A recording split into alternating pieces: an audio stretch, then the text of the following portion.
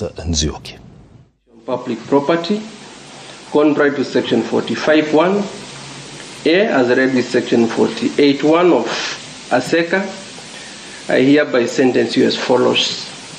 1. Under section 48(1)(a) of ASECA, each one of you to pay a fine of 1 million in default to serve 4 years imprisonment. That's the first limb. Under section 1B, as read with section 2(a) of ASECA, first accused person, you shall then pay a mandatory fine in the sum of 83,460,995. That sum is equivalent to twice the benefit after apportioning the public funds unlawfully acquired between yourself and the 11th accused person. So that's the sentence for the governor, Lenolkulal. You can sit down, Lenolkulal. That's your sentence. Under section 48(1)(b, as read with section 48(2)(a) of ASECA, the 11th accused person, Esbon Ndadi, you shall also pay a fine of 83,460,995, equivalent to twice the benefit after dividing or apportioning that the public funds unlawfully acquired between you and the first accused person. So you also pay that. So that's the sentence for the 11th accused person. You can sit down.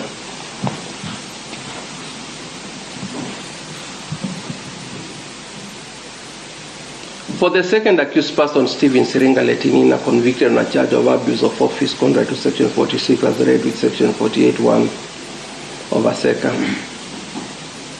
This court will sentence you only under provision section 48(1)(a) of the Act. You pay a fine of 1 million and in default to serve 4 years imprisonment. I've considered your position. You are the county secretary. That's a very powerful position. You should have done better and even to disclose to your own colleagues and guide them on matters of the law. So you pay 1 million in default, 4 years imprisonment. I've not considered what any mandatory fine for you. So you can sit down, 1 million or 4 years imprisonment. The category of the other accused persons, that accused person, Daniel Nakuo Lokirina, convicted on a charge of abuse of office contrary to section 46 of the read with 48(1) of ASECA. I'll sentence you only under provision of section 48(1)(a) of that Act. That is, you pay a fine of 700,000 in default. You also serve 4 years imprisonment. I've also not imposed any mandatory fine on you. So you pay 700,000 or 4 years imprisonment. You can sit down. The fourth accused person, Josephine Amo Lenasalia, also convicted on a charge of abuse of office contrary to provision section 46 as read with 48 of ASECA. I hereby sentence you under section 48(1)(a) of the Act to pay a fine of 700,000 in default. You serve 4 years imprisonment. I have also not imposed any mandatory fine on you. You can sit down just when you pay 700,000. Fifth accused person, Ruben Maruben Lemunyete. Lemunyete, you can also sit down. You don't need to rise up. Sit down because you are unwell.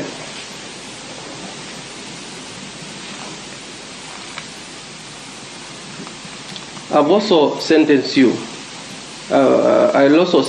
for a charge of abuse of office contrary to provision of section 46 as read with section 48 of ASECA. Under provision of section 48(1)(a) of the Act to pay a fine of 700,000 in default to serve 4 years imprisonment. I have also not imposed on you any mandatory fine. The sixth accused person, Linus Milton Longenje. Who is Milton Longenje? Who is Milton? Milton, yes. Convicted on a charge of abuse of office.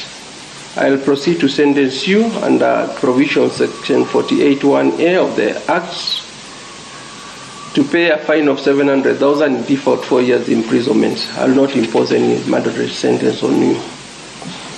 You can sit down, Milton. The seventh accused person, Paul Convicted on a charge of abuse of office under provision of section 46 as read with section 48 of ASECA. I'll proceed to sentence you under provision of section 48(1)(a) of the Act. You pay a fine of 700,000. In default, you serve 4 years imprisonment. You can sit down, Paul. The eighth accused person, Bernard Lesurmat Latarasi, convicted on a charge of abuse of office, contrary to provision section 46, as read with section 48 of ASECA. I hereby sentence you under provision section 48(1)(a) of the Act to pay a fine of 700,000 in default to serve 4 years imprisonment. I have not imposed any murder sentence on you. You can sit down, Bernard. Ninth accused person, Lilian Balanga, convicted on a charge of abuse of office, contrary to provision section 46, as read section 48 of ASECA. I hereby sentence you under provision of section 48(1)(a) of the Act. You pay a fine of 700,000 and in default you serve 4 years imprisonment. I have not imposed any murder fine on you, Balanga. The sentence in respect of the first accused person and the 11th accused person, that's the governor, and that it shall run consecutively, effective from the date of the judgment, which is 28th of August 2024. I promised yesterday that I'm also going to count in the 1 day that you are in custody, so I've also considered that. So for that sentence, you pay the entire amount or you serve the entire period for the two of you.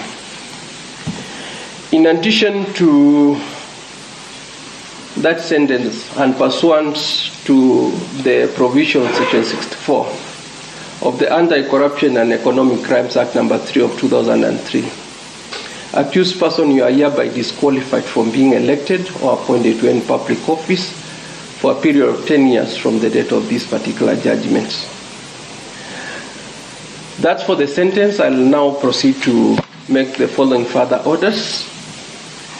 The surety for the accused person are hereby discharged, and any security deposited in court shall be released forthwith. Also, any cash bail deposited in court shall be released to the depositor. Accused person's passports deposited in court shall also be released forthwith. I'll order that accused persons, you have 14 days right of appeal. It's your right against the judgment and sentence by this court. We shall issue certified copies of the judgment and the ruling on sentence to all the parties subject to payment of the court charges where the same will be applied. So that marks the end of the court sentence. I just need to correct a few things, then I'll also be willing to release the sentence for you in a very short while. Any clarification from any of the accused persons or any counsel? Well, thank you for that ruling. Yes. Actually, we just need guidance whether it is something we can wait for or we try our luck tomorrow. No, you can just wait. After all, we have burned the day, so I really beseech you, because even equally myself, I think I'm even worse off than you people. So really, I beseech you, just wait for your ruling. I think the best thing, you internalize. Your Honor, thank you very much for your time. We want to know whether corporate accounts